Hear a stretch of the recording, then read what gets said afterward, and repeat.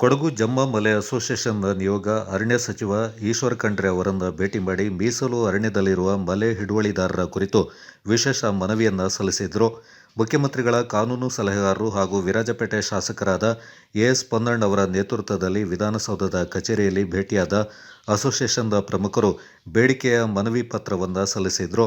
ದಶಕಗಳಿಂದ ಈ ಭಾಗದ ಜನರನ್ನು ಕಾಡ್ತಾ ಇರುವ ಮಾನವ ಪ್ರಾಣಿ ಸಂಘರ್ಷಕ್ಕೆ ಅಂತ್ಯ ಹಾಡಲು ಅಗತ್ಯ ಕ್ರಮಗಳನ್ನು ಕೈಗೊಳ್ಳಬೇಕೆಂದು ಈ ಸಂದರ್ಭ ಒತ್ತಾಯಿಸಿದರು.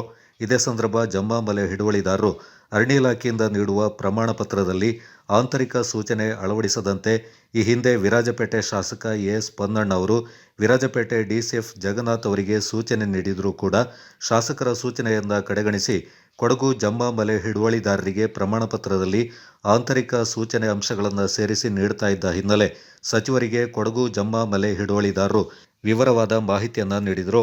ಈ ಹಿನ್ನೆಲೆ ಸಚಿವರಿಂದ ಸಕಾರಾತ್ಮಕ ಸ್ಪಂದನೆ ದೊರೆತಿದ್ದು ಸಂಬಂಧಪಟ್ಟ ಅಧಿಕಾರಿಗಳ ವಿರುದ್ಧ ಸೂಕ್ತ ಕ್ರಮ ಕೈಗೊಳ್ಳುವುದಾಗಿ ಸಚಿವರು ಭರವಸೆ ನೀಡಿದರು. ನಿಯೋಗದಲ್ಲಿ ಅಸೋಸಿಯೇಷನ್ ಅಧ್ಯಕ್ಷರು ಹಾಗೂ ಪದಾಧಿಕಾರಿಗಳು ಪಾಲ್ಗೊಂಡಿದ್ದರು.